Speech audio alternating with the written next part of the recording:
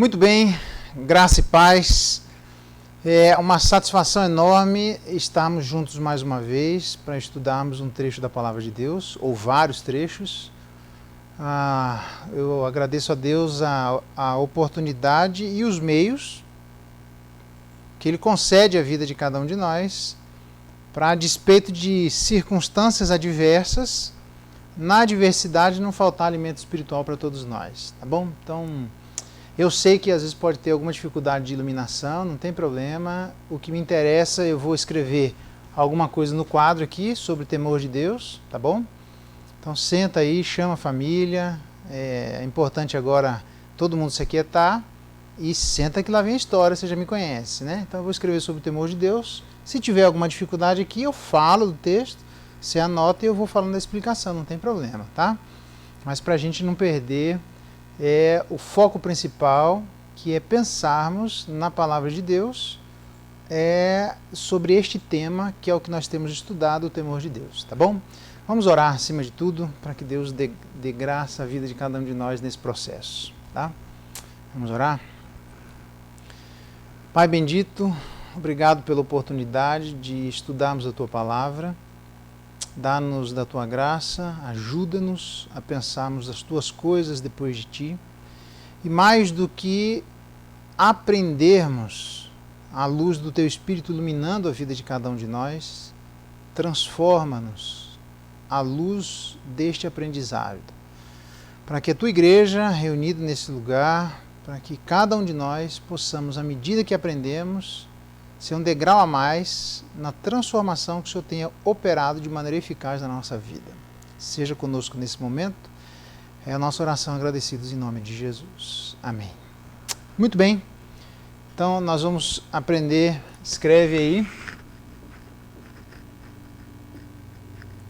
Temor de Deus. Temor de Deus, esse é o assunto que nós temos estudado, tá bom?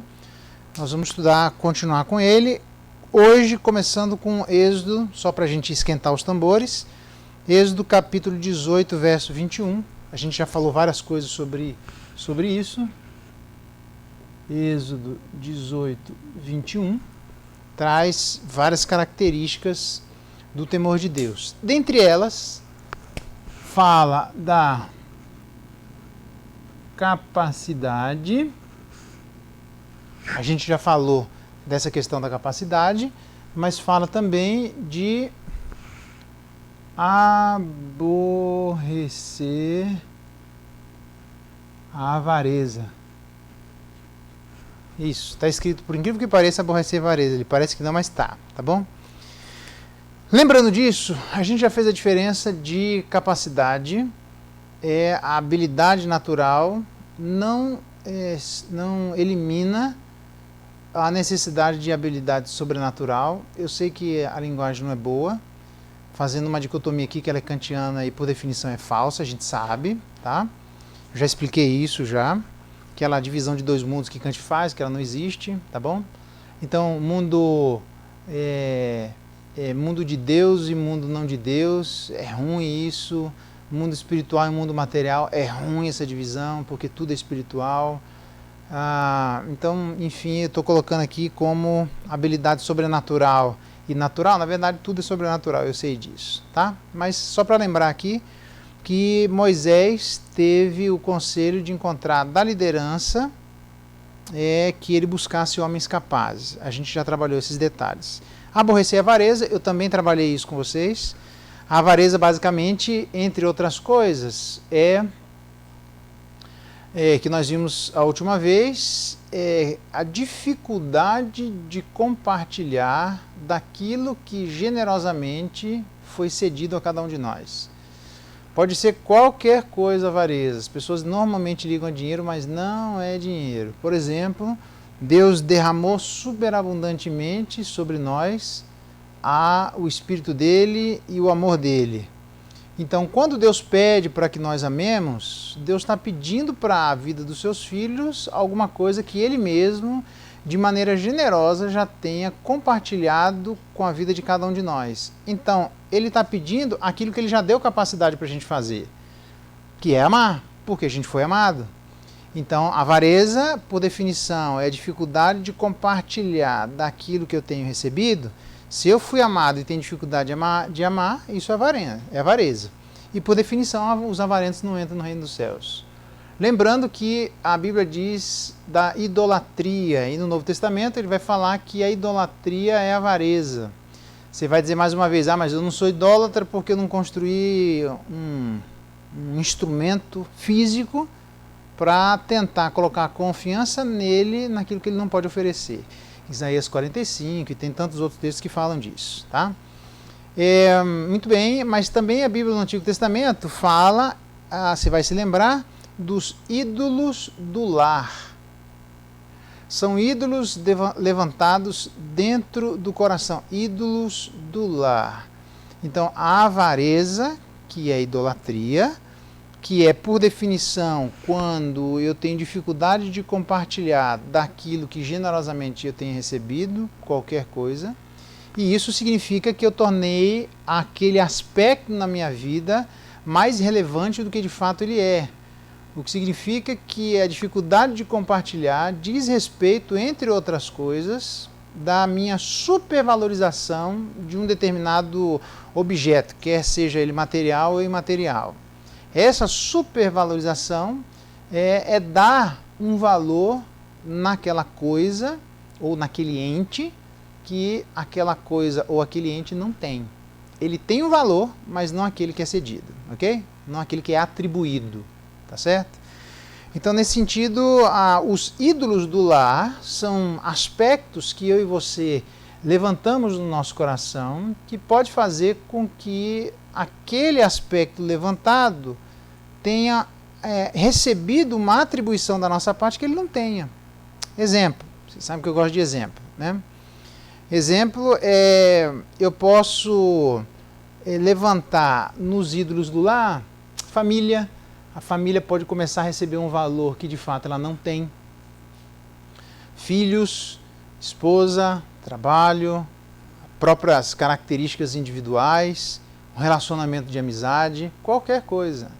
Então veja que não é tão simples assim dizer que eu não sou idólatra quando eu não construí um objeto material, mas é possível que nós construamos objetos internos na vida de cada um de nós, atribuindo a estes objetos internos valores que eles não têm.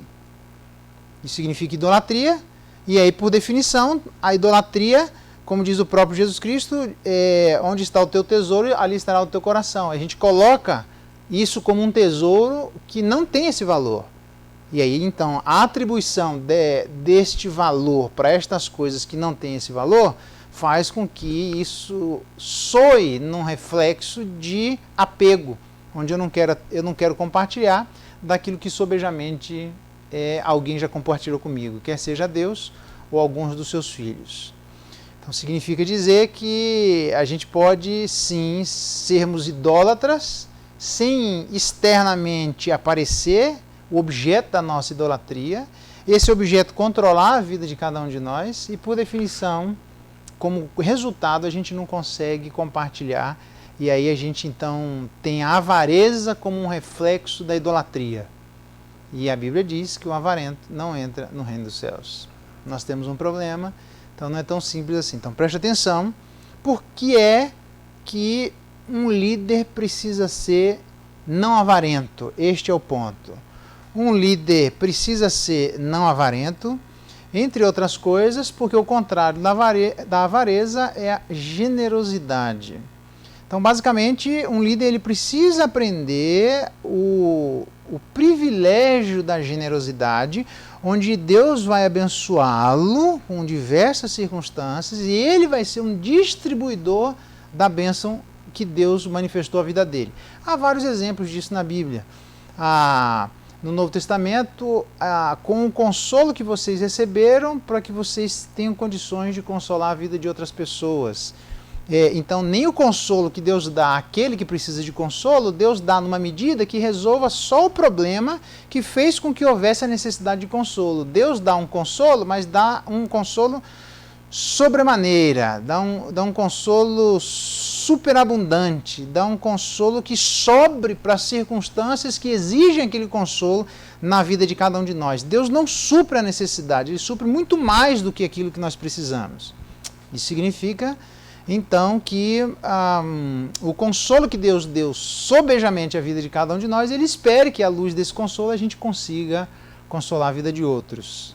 A dificuldade é quando a gente idolatra isso, tem dificuldade de compartilhar, manifesta a nossa avareza, inclusive no consolo, e aí é um risco que, se fosse você ou a cada um de nós, deveríamos prestar atenção se nós de fato estamos entrando no reino dos céus, porque quem entra no reino dos céus tem que aprender a ser generoso. Aquilo que Deus dá é para compartilhar com a vida de outras pessoas. Deus deu a palavra, compartilhe da palavra. Deus deu amor, compartilhe do amor. Deus deu esperança, compartilhe da esperança. Deus deu consolo, compartilhe do consolo. Deus deu bens materiais, compartilhe dos bens materiais. Deus deu bens intelectuais, compartilhe dos bens intelectuais. Deus deu dons, compartilhe do dom que você tem. E assim por diante. Tem que aprender a ser generoso. Um líder não generoso traz um prejuízo enorme à vida da igreja. E aí se anota, isso é uma regra que eu tenho dito à vida de cada um de nós, Deus não dá nada a nós pensando somente em nós. Lembra disso, tá? Eu só estou esquentando os motores aqui, tá bom? Deus não dá nada a nós pensando somente em nós. Ele está pensando em mais gente, tá? Então, por definição, quando é que eu aborreço a avareza, este é o ponto de acordo com o conselho dado a Moisés, quando forem homens capazes, a gente já trabalhou esse ponto, tementes a Deus, aí sim, homens de verdade, homens que aborrecem a avareza. Ser homem de verdade, ser líder de verdade, precisa ser temente a Deus, porque aquilo que Deus vai dar à liderança, Ele espera que sobejamente o que foi compartilhado com a liderança, seja compartilhado com a vida da igreja. Qualquer que seja o grau de liderança que eu e você ocupemos no reino de Deus, tá bom? Então, ao contrário de aborrecer a avareza, nós deveríamos amar a generosidade. Olha só que interessante, amar a generosidade. E alguém temente a Deus é alguém que ama ser generoso. Porque ele sabe que as coisas não começam com ele, ele sabe que ele não é o iniciador, ele é o atravessador, um atravessador permitido por Deus, dentro dos limites que Deus colocou à vida de todos nós. Ok? Então o temor de Deus, ele abarca este amor à generosidade que se manifesta na vida de pessoas que sabem compartilhar daquilo que também em algum momento elas receberam da parte de Deus. O que significa dizer que só aprende a dar aquele que aprendeu a receber. Ou se você quer colocar de outra forma, só aprende a receber aquele que sabe o que fazer com aquilo que recebeu. Entendendo que ele não é o único alvo, ele não é o único na história, existe mais gente ao nosso redor. Por isso a oração do Pai Nosso é Pai Nosso, não é Pai Meu. Por isso que a gente deve pedir Pai Nosso que estás no céu, santificado seja o teu nome, o pão nosso de cada dia, não é o pão meu de cada dia. Eu tenho necessidade de pão e outros também. Então às vezes Deus dá para uns a mais, para que aquilo que está sobrando ele aprenda a repartir com outros. Há muitos exemplos disso na Bíblia, mas já dá para a gente ir esquentando os nossos motores, tá bom? Gênesis 31, pensou que a gente viu isso? Gênesis 31, verso 42 e 53. O temor de Isaac. Quando ele vai apresentar, está escrito temor de Isaac, eu sei que parece que não está, mas está. O temor de Isaac, quando ele fala, eu também vi isso com vocês, eu vou passar tranquilo, Gênesis 31, verso 42. Quando ele diz, se não for o Deus de meu pai, o Deus de Abraão e o temor de Isaac, é legal. Fazer a referência a um ancestral na relação que ele tem com Deus, chamando Deus do Deus que o seu ancestral teme. Veja que interessante. Então isso é muito importante porque há uma herança familiar. E aqui nós estamos falando de herança de sangue mesmo. Aliás, diga-se de passagem, no Novo Testamento, no Novo Testamento tem uma expressão que Deus diz assim,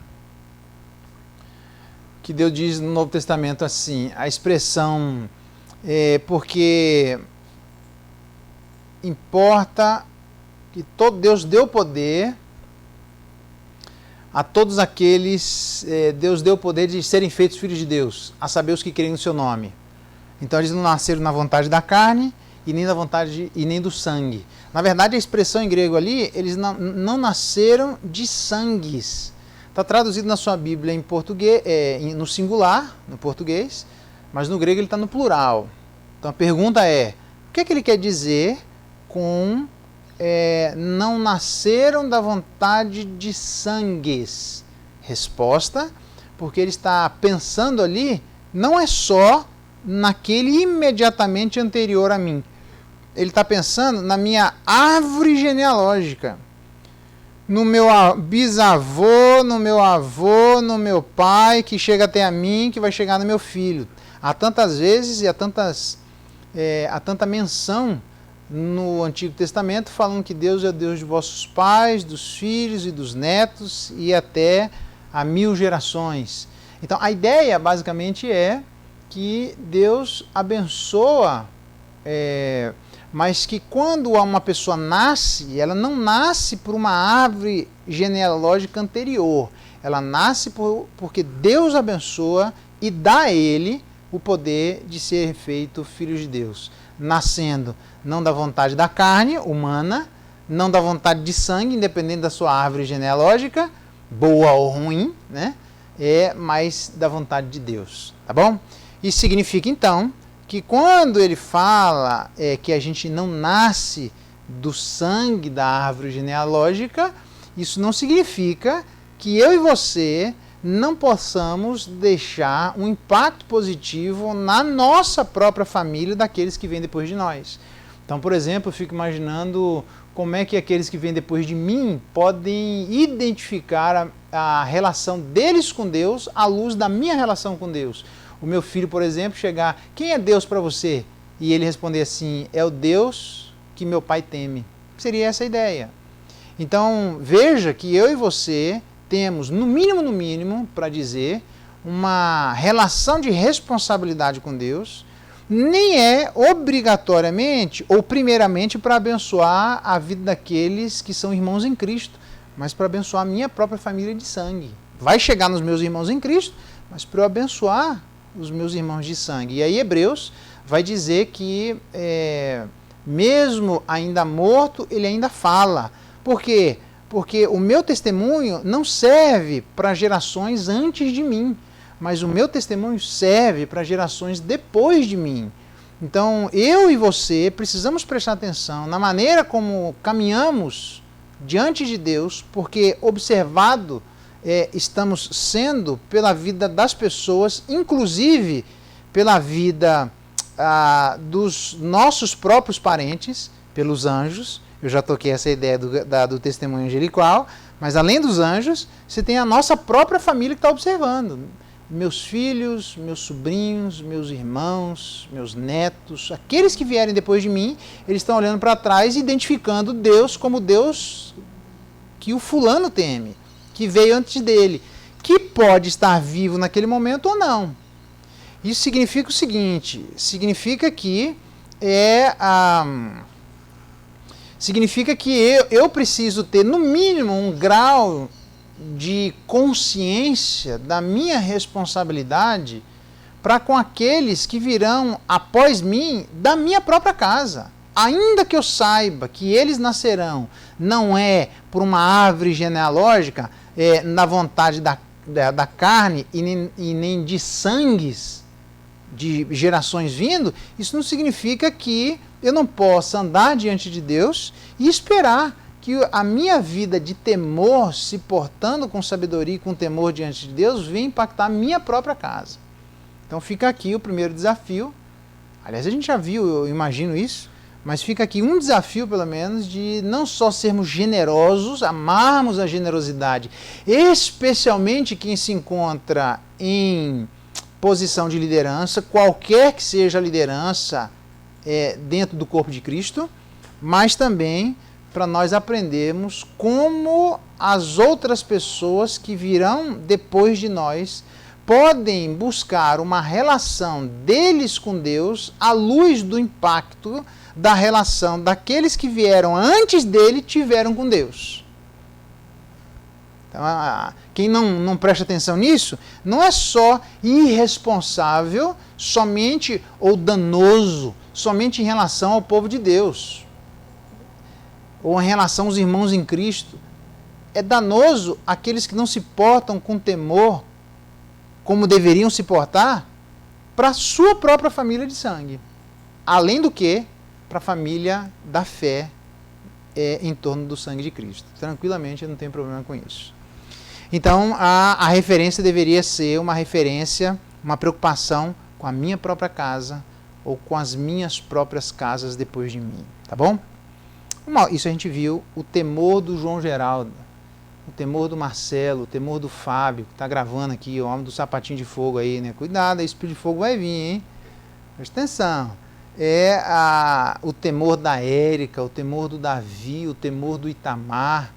É isso que as pessoas deveriam olhar e dizer, rapaz, eu vou seguir a Deus da maneira como Ele teme.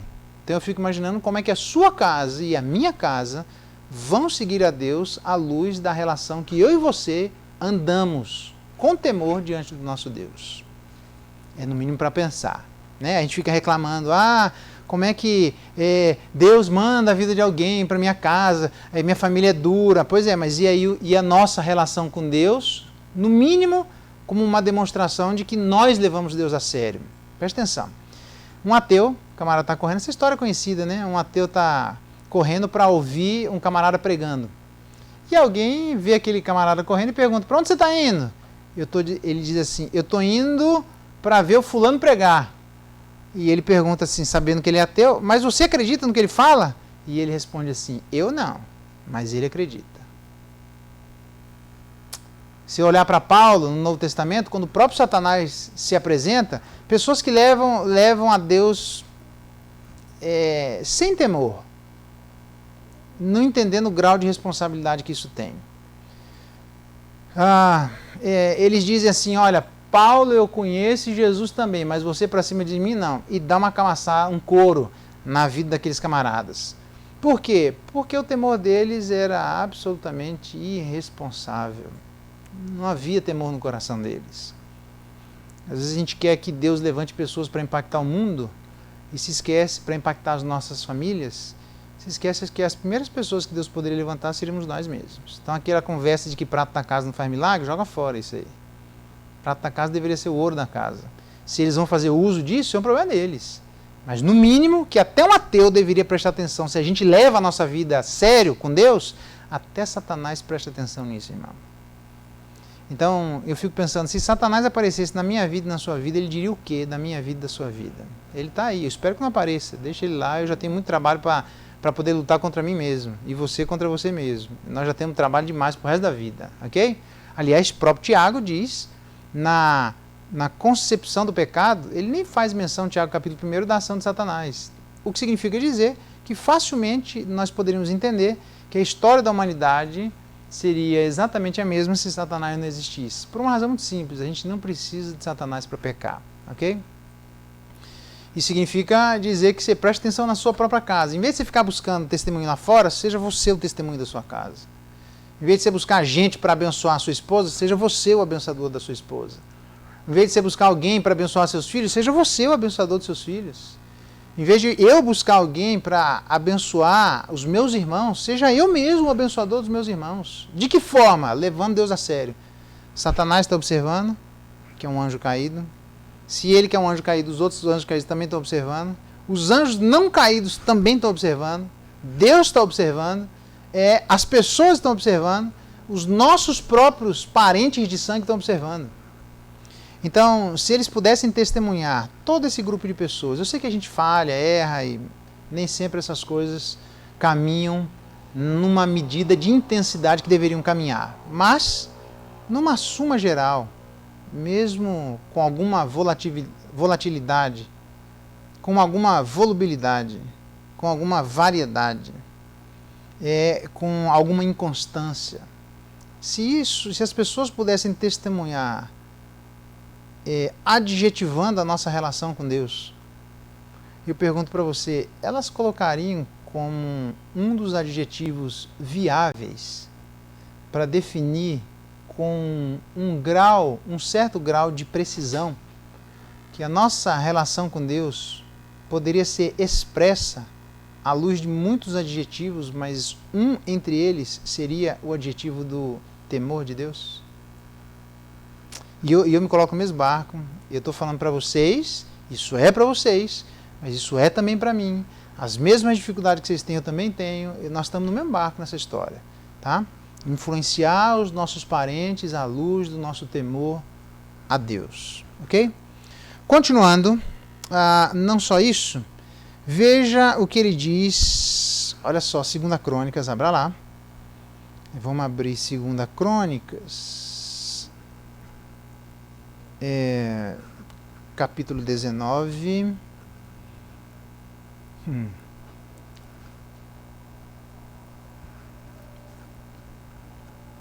Verso 4 em diante. Vou escrever aqui. 2 Crônicas. SS é seguinte, tá? 2 Crônicas, capítulo 19, verso 4 em diante. Olha o que ele fala aqui, veja que interessante. Vou colocar até 2 garrafas para mim, que acho que estou empolgado, vou falar 2 horas, hein? Tô brincando. 2 Crônicas 4, ele diz assim, habitou, 2 Crônicas 19, verso 4 em diante. Habitou Josafá em Jerusalém, tornou a passar pelo povo, desde Berseba, essa região é bem interessante, ela vai aparecer lá em Amós, até a região montanhosa de Efraim, e fez que ele tornasse ao Senhor Deus de seus pais, olha lá, tá vendo a referência aos pais? Estabeleceu juízes no país, em todas as cidades fortificadas, de cidade em cidade, e disse aos juízes, dá a impressão que eu estou vendo a mãe do rei Lemuel falando na literatura sapiensal, onde Provérbios é uma delas, falando para Lemuel, como é que ele deveria ser governador, como é que ele deveria ser um bom estadista, né? Então, ele diz assim, para estes que seriam juízes, e preste atenção, em todas as cidades fortificadas. Quais são as qualidades de um juiz?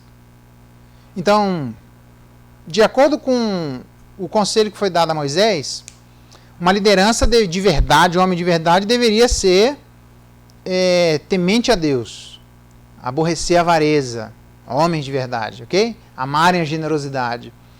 E aí isso pode servir para todos aqueles que se encontram em algum grau de liderança. Mas você vai dizer assim, não, mas eu não quero liderar ninguém. Beleza. Ele fala aos juízes, todos nós somos juízes, não tem jeito. Uns são juízes de circunstâncias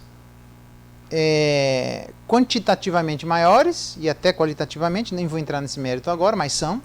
Outros quantitativamente menores, mas qualitativamente na mesma medida. Ok? Aí ele diz assim, para esses juízes, qual é a qualidade que eles deveriam ter? Vede o que fazeis, porque não julgais da parte do homem, e sim da parte do Senhor. E no julgardes, Deus vai estar com vocês. Como? Aí você se lembra que teve uma hora que o povo de Israel, cada um fazia o que bem queria, fazia o que estava no seu coração. Aí Deus estabelece juízes para botar uma ordem na casa, tá bom?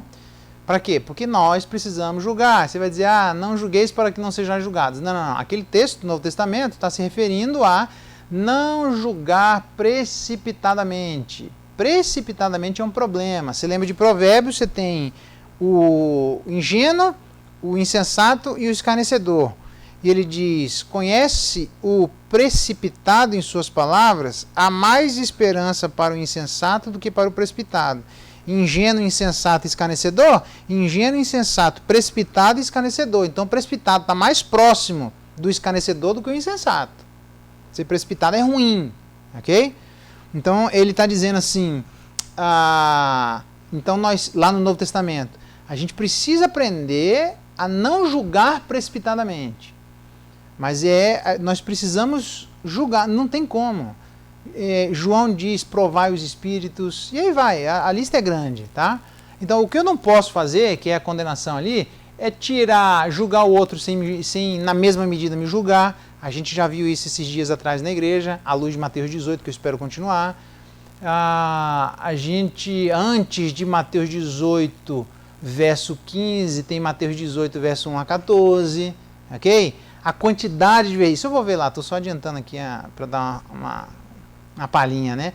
A vontade de, são a quantidade de versículos para eu julgar a mim mesmo, para eu prestar atenção na minha vida, são 14, e a quantidade de versículos para eu prestar atenção no outro são 3. Percebe? Conhece aquele que tem domínio próprio tem mais valor do que quem um herói de guerra e quem domina uma cidade. Então, dominar a si mesmo tem mais valor diante de Deus do que dominar os outros. O Novo Testamento que diz que ter um espírito manso é de grande valor diante de Deus, porque para ter mansidão você precisa ter autocontrole, e assim vai, tá? Então, a ideia é que no Novo Testamento fala desse julgamento precipitado. Isso é ruim, isso é péssimo. Então, isso só traz prejuízos, tá? Então, joga fora um julgamento precipitado. Eu não tenho e nem me preocupei em ter todos os elementos que seriam suficientes para embasar um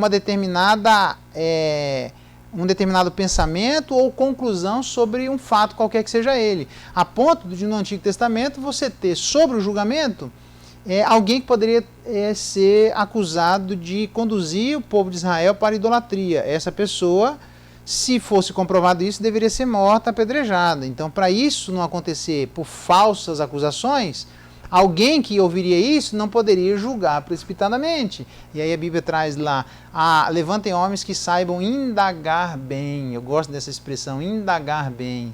Então, não julgar precipitadamente se faz não só com espírito manso, mas indagando bem, ok? Sabendo perguntar.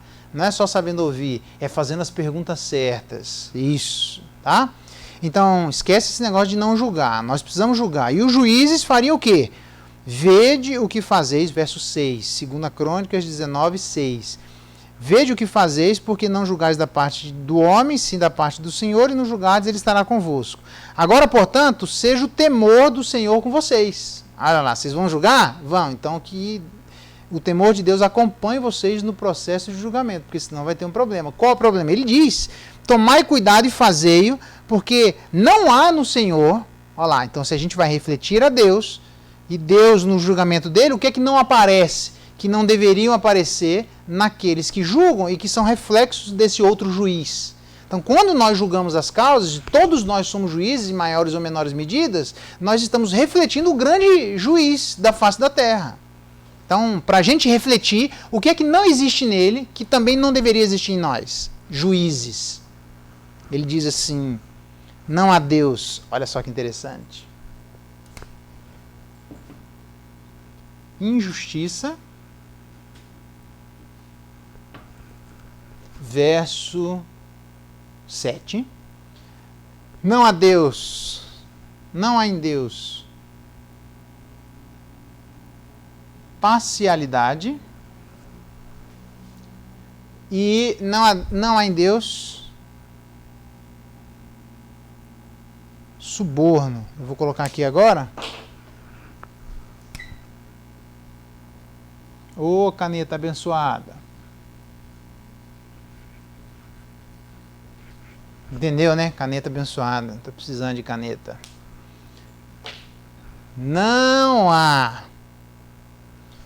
O que significa dizer, presta atenção aqui agora, significa dizer que o grande juiz da face da terra, que Paulo no Novo Testamento vai dizer, aliás, perdão, o autor dos Hebreus vai dizer que horrível coisa cair nas mãos do Deus Altíssimo. Pedro vai dizer que Jesus não julgava quando ele era ultrajado, não revidava com ultraje, antes se entregava àquele que julga retamente todas as coisas. Então, o nosso Deus, que a Bíblia diz que todas as suas obras são permeadas pela santidade de Deus. Então, o que é que não existe no julgamento de Deus, que deve existir nos outros juízes que somos nós? Não deve existir injustiça, Você vai dizer, bom, tem um monte, dá pra gente parar aqui e só pensar nisso. Por exemplo, eu sei que tem implicações, mas tem coisas que não são tão complicadas. Tem coisas que exigem um pensamento mais elaborado, mas nem tudo exige um pensamento tão elaborado assim. Não adorar a Deus e adorar a criatura é obrigatoriamente ser injusto, porque é você não reconhecer o valor que existe no Criador e supervalorizar um valor que não existe na criatura. Você está sendo injusto, percebe? Então o conceito de justiça, tem um bom livro que chama-se Justiça. Aprendendo a fazer aquilo que é certo, do Michael... eu já vou lembrar. Michael Sandel. Eita, saiu. Michael Sandel, beleza? Michael Sandel. Justiça. Ele traz só 2 conceitos de justiça aí em situações de eticização das relações que seriam um pouco mais complicadas, tá bom? Mas a despeito disso, tem muitas questões em ética, por exemplo, valores que deveriam ser hierarquicamente obedecidos quando nós colocamos um grau de importância para os mandamentos de Deus em relação a nós. Existe, mas isso é outra discussão, não vou entrar nela. Agora não, tá? Mas injustiça não pode ter. Parcialidade, eu lembro de Provérbios, 2 pesos e 2 medidas, Deus é contra um e contra outro. Ele abomina 2 pesos e 2 medidas. Eu sei que a Bíblia diz não seja demasiadamente justo para não serem destruídos, beleza, mas também não é para ser parcial. E como é que eu sei se eu sou parcial ou não? Põe na mesa, simples assim. Toda parcialidade não quer ouvir o comentário ou o julgamento daquela causa quando é colocada à luz de outra pessoa. Então o provérbio diz assim, toda causa parece justa até que a gente coloque sobre o olhar de outra pessoa. Como é que a gente faz isso na prática? A gente diz assim, fulano, aconteceu tal situação, e blá blá blá, e narra uma história, eu não estou dizendo se ela é justa ou injusta, eu estou dizendo a forçação às vezes de barra que existe, quando a gente fala para a pessoa mais ou menos assim, tá vendo fulano, né? Blá blá blá blá blá blá blá, não é? E eu pergunto para ele assim, o que quer dizer isso não é? Você quer que eu concorde ou eu posso julgar? Posso falar a verdade ou eu tenho direito de exercer o meu julgamento? Porque, bicho, se for para pensar como as outras pessoas pensam, ou as outras pessoas pensarem obrigatoriamente como eu penso, significa que eu quero que as pessoas pensem como eu penso, eu quero que o pensamento delas seja uma extensão do meu pensamento, significa que, em última instância, eu estou me relacionando com uma extensão de mim mesmo. Isso não é justiça, velho. Na boa, isso aqui é a parcialidade da braba, porque eu não consigo ouvir. Aquele que é imparcial, por definição, coloca sobre a mesa e aprende a ouvir. Às vezes está certo, às vezes suas opiniões estão certas, às vezes seu julgamento está correto e às vezes está uma viagem. Um exemplo disso, quando Deus aparece na vida de Elias, ele diz, sai da caverna, sai. Qual que é o problema? Eu estou cansado, estou brigando aqui, fiquei sozinho. Elias, um homem que experimentou coisas que nós nunca vamos experimentar na vida. Um homem que era, a Bíblia fala do absoluto mistério que existe em torno da morte dele, para a gente saber exatamente o que aconteceu, tendo em vista, não sei se você lembra disso, o primeiro que ressuscitou de uma raça é Jesus Cristo, então não é Elias, não viaja, para chegar no reino de Deus tem que passar por transformação. Então o que exatamente aconteceu com Elias? Isso é um problema, mas não é um problema para a gente resolver agora. Eu só estou mostrando para você que Elias é cercado de uma miraculosidade, do mesmo jeito que a vida de Jesus Cristo é cercada de uma miraculosidade, do mesmo jeito que deve ser cercada a vida de todos nós. Mas esse mesmo Elias, no que diz respeito à relação dele com Deus, Deus diz, qual é o problema? Ele diz, é porque eu estou cansado e eu guardei a vida sozinho. Está parecendo o Salmo 73. É inútil lavar as mãos da inocência e conservar o coração puro. Por quê? Porque o cara acha que é só ele. E aí Deus diz, pois é, mas eu guardei mais 7.000. Então Elias, que experimentou o que experimentou, era quem era, errou 7.000%. Percebe a parcialidade onde entra? A gente pode errar no nosso julgamento violentamente, mesmo sendo homem de Deus. E aí eu vou falar para o meu métier. Mesmo sendo homem de Deus, presta atenção, porque eu estou cansado de ouvir por aí, eu falo do meu, você fala do seu, que o camarada acha que coloca o nome reverendo atrás, pronto. Ele virou, a gente é contra a infalibilidade papal, mas parece que não é contra uma suposta infalibilidade pastoral. Não, menos. líder. Calvino diz isso, não sou eu. Vai ler lá o Calvino, lá nas institutos, que é ele que fala isso. Se quiser, eu trago a citação dele. É que eu não gasto tempo com isso. Mas que está lá escrito, está. Os concílios erram para que nós aprendamos a não confiar invariavelmente nos concílios. O concílio falou, tá, mas ele pode estar errado. Significa que obrigatoriamente ele está errado? Não. E preste atenção, pedir coisas difíceis não é sinônimo de pedir coisas ilegítimas. Essa é outra confusão que é feita. A liderança, ou aquele que lidera, pode pedir coisas difíceis. O que a gente tem que avaliar é se é legítimo ou não. Se for legítimo e difícil, tem que fazer. Se for ilegítimo, ainda que seja fácil ou difícil, não interessa, não é para fazer. Então, o ponto é que pode haver erro. Então, não é o fato de estarmos onde estamos que garante a vida de cada um de nós imunidade contra o erro. Não é assim. Então, não é para ficar num grau de ceticismo a ponto de a gente não acreditar mais em nada. Mas é prudência, porque diria Provérbios que o ingênuo acredita em toda palavra, mas o justo, o prudente a todas as coisas perscruta. Então calma, porque estou cansado de ver parcialidade. Deus abomina parcialidade.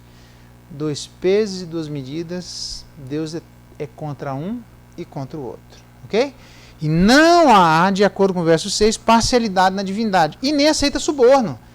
De quem que você vai... Deixa eu beber água. De quem que você vai lembrar que não aceita suborno? Eu vou falar com temores, eu sei disso, tá? Não aceita suborno, Cantares, quando ele lá no finalzinho fala que o amor é forte como a morte, e entre outras coisas, esse amor não aceita suborno. Nem as muitas águas poderiam afogá-lo. Beleza? Então, o verdadeiro amor não é aquele que não passa por crise, por dificuldade, por circunstâncias que precisam ser revistas, renovadas, pelo anacaino do pensamento, que é a gente renovar, é a única expressão que aparece no Novo Testamento, renovar no espírito do vosso entendimento. Percebe? A gente tem que renovar o nosso entendimento em relação a tudo. Mas o amor não aceita suborno. E os juízes não são subornáveis. Então, no julgamento humano, deveria aparecer aqueles que julgam no temor do Senhor, devem julgar dessa forma. Sem injustiça, sem parcialidade e sem subornabilidade. Então, a pergunta é bem simples. E aqui cabe para todos nós. Nós somos subornáveis? Eu sei que às vezes é tentável, beleza. Mas a gente tem que batalhar. Chegai-vos a Deus e Ele se chegará a nós e Ele vai fortalecer o nosso coração, tá bom? A gente deve aprender a ser imparcial. Muito temor. As brigas de família seriam evitadas. Não porque ele é meu parente, não porque ele é meu tio. A gente começa a avaliar situações pelos sangues, e aí a gente começa a meter os pés pelas mãos, não dá certo. A gente deve se avaliar pelo sangue de Cristo. A gente deve avaliar pela cruz do Calvário. É Ele que deve ser o norte para a vida de todos nós, a despeito das relações de parentesco que tenhamos. E aí esses problemas na vida eclesiástica, na nossa caminhada em comunidade, uma caminhada comunitária, isso seria facilitado se todos nós entendêssemos que não é o parentesco que está em jogo, mas é o nosso parentesco maior. Porque se a gente respeita, diz o autor aos Hebreus, o pai terreno, muito maior respeito deveríamos ter ao pai dos espíritos. Então, o que deve gestar o nosso raciocínio em relação ao nosso julgamento, e aí todos nós somos juízes indistintamente, deveria ser a justiça, a imparcialidade e a insubornabilidade. Beleza? Um sermãozinho aqui, bem presbiteriano, tá? E isso só é possível se nós dominarmos, julgarmos no temor de Deus, onde Ele diz, seja o temor do Senhor com vocês. Então, meu desejo é que seja o temor de Deus com vocês, o temor de Deus comigo, nesse processo de julgamento, para que estas características existentes no grande juiz da face da terra se façam refletir através dos atributos comunicáveis na vida de seus filhos, na vida de Jesus Cristo, se faça é refletir na vida dos os irmãos mais novos de Jesus Cristo, porque Ele é o primogênito, é de sermos juízes como Ele é, de nos entregarmos àquele que é o grande juiz e que isso se reflita na nossa vida aqui na face da terra. Beleza? 2 Crônicas, mas ele continua dizendo, olha só, verso 8, 2 Crônicas 19. Também, depois de terem voltado para Jerusalém, estabeleceu aí Josafá alguns dos levitas, sacerdotes, cabeças das famílias de Israel, para julgarem, olha lá, da parte do Senhor e decidirem sentenças contestadas. Como é que chama isso? Sentenças contestadas? Hoje eu vi essa expressão, ontem. A gente pode contestar um julgamento lá, né? Esqueci o nome agora. Tá? Era ontem a decisão do conselho lá, que um cartório faz uma decisão, a gente pode contestar aquela decisão. Tem um nome, sei lá, não me lembro agora. Mas você vai se lembrar. Itamar, me ajuda aí, manda um recado para mim, eu esqueci, velho. Mas diz assim no verso 9, deu-lhes ordem dizendo para estes cabeças, essa turma toda, sacerdotes, levitas, todo esse pessoal que ia julgar, andai no temor do Senhor com fidelidade e inteireza de coração. Isso aqui, que não deve existir na vida de quem julga, só pode ser manifesto isso aqui, injustiça, parcialidade e suborno, não pode existir na vida dos julgadores se eles agirem com fidelidade, inteireza de coração. Como é que eu faço para ser um bom juiz? Como é que eu faço para refletir o caráter de Deus no processo de julgamento? Sendo justo, imparcial e insubornável. Sendo fiel a Deus, porque Ele é o processo, Ele é a régua, a medida de todas as coisas. Alguém disse assim, o homem é a medida de todas as coisas. E alguém disse assim, foi ocupar a anágora, que era um púlpitozinho da época lá, público, e disse assim, tá bom, posso falar? Pode. Você disse que o homem é a medida de todas as coisas, eu sou homem, eu digo o homem não é a medida de todas as coisas. Mano, não dá, velho, tá? Não viaja. Nós não somos a medida de nada, beleza? Deus é. Então Ele é a medida de todas as coisas e a gente precisa aprender a ser inteiro de coração. Por que é um coração subornável? É um coração parcial. O que é um coração parcial? É um coração que não é inteiro. O que é alguém injusto? É alguém que não entra inteiramente na relação com Deus. Então, na nossa relação com Deus, ter partes da nossa vida que nós achamos que nós dominamos, que nós achamos que nós dominamos e que Deus não deve fazer parte dessa vida, isso vai fazer com que a gente ande diante de Deus parcialmente. E aí o que é que significa andar diante de Deus parcialmente? Andar diante de Deus parcialmente é aquilo que Provérbios, pelo amor de Deus, a gente precisa aprender a ouvir Provérbios. Reconheça a Deus em todos os seus caminhos e Ele endireitará as suas veredas. É isso que ele está dizendo. É isso que o camarada está falando. Sejam juízes inteiramente de coração.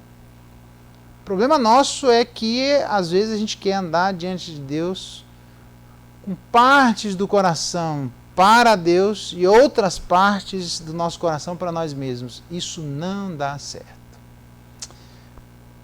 Quando Moisés tentou levar o povo de Israel para fora, aí foi justamente isso aqui que Faraó queria que existisse na vida do povo de Deus. Que era, olha, vocês podem até ir, mas deixa as crianças, nós vamos levar as crianças. Tudo bem, pode até ir, mas vai numa distância e volta. Não, nós vamos para não voltar. Não, pode até ir, mas então fica os homens. Não, não vai ficar homem. Nós vamos voltar. Nenhuma unha, ninguém, nós vamos inteiro.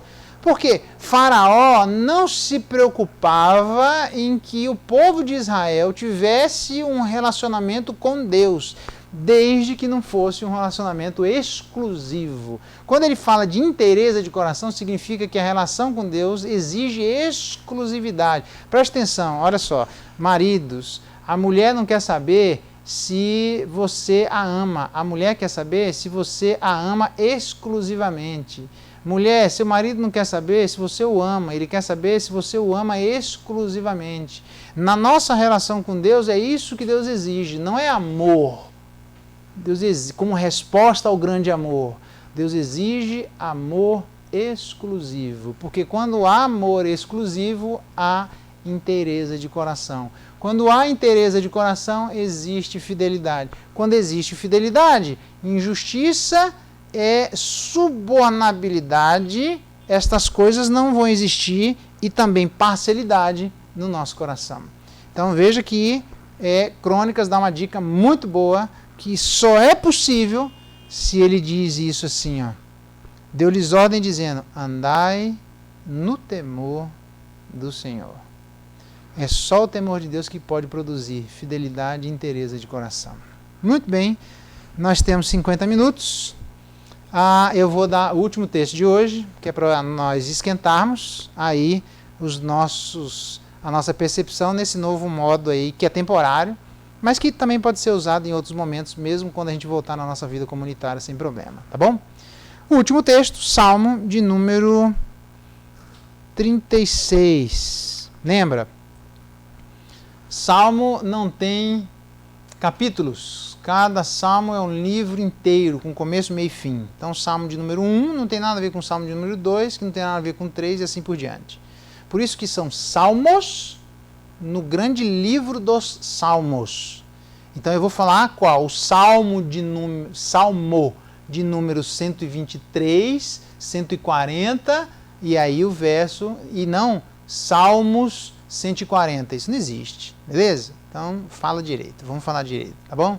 Vamos respeitar a literatura. Então, é o livro dos Salmos e é o Salmo de número 36, tá? Verso 1, há no coração, enquanto ele diz lá em Crônicas que a gente deve andar no temor de Deus para que a inteireza e a fidelidade se manifestem, ele diz assim, há no coração do ímpio a voz da transgressão, que diz assim, ele diz, não há temor de Deus diante dos seus olhos. Então, nós temos aqui duas visões, e já dá para ver que são duas visões conflituosas e que querem discípulos. Uma visão que teme a Deus e uma visão que não teme a Deus. E elas estão se debatendo para ver quem puxa num cabo de guerra, quem ganha mais discípulos, tá bom?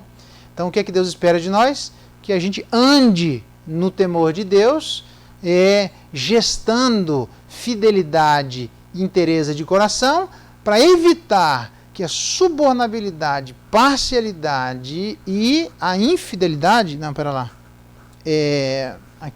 e a injustiça se manifeste nos nossos julgamentos, e isso só é possível se nós andarmos no temor de Deus. O contrário, todas essas coisas aqui vão aparecer se nós nos portarmos como ímpios, onde a Bíblia diz que eles andam e fazem o que fazem e pensam o que pensam, porque não há temor de Deus diante dos seus olhos. Veja que o Novo Testamento vai dizer assim, que a gente não deve andar na vaidade dos nossos pensamentos como andam os gentios.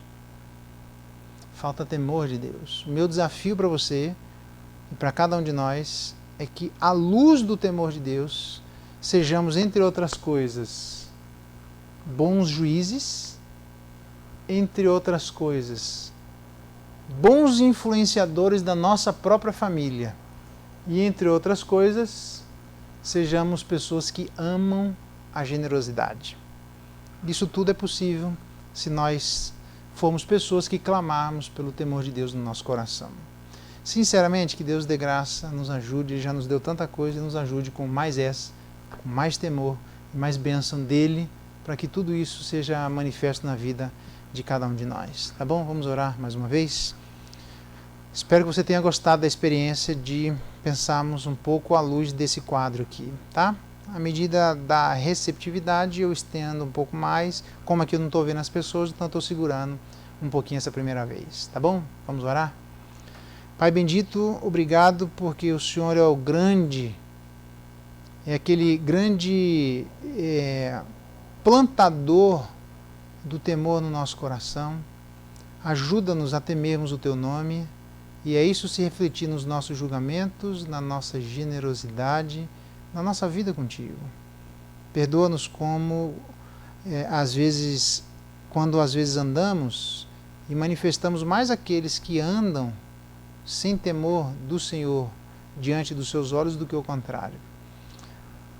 Produz em nós esse temor, um temor sadio, que se manifeste na vida de todos nós, com todas essas características que só são possíveis de serem manifestadas naquelas pessoas que andam no temor do Senhor. Muito obrigado por essa oportunidade.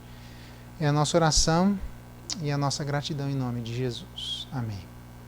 Deus abençoe e bom temor de Deus a vida de todos nós. Um grande abraço. Até a próxima. Tchau.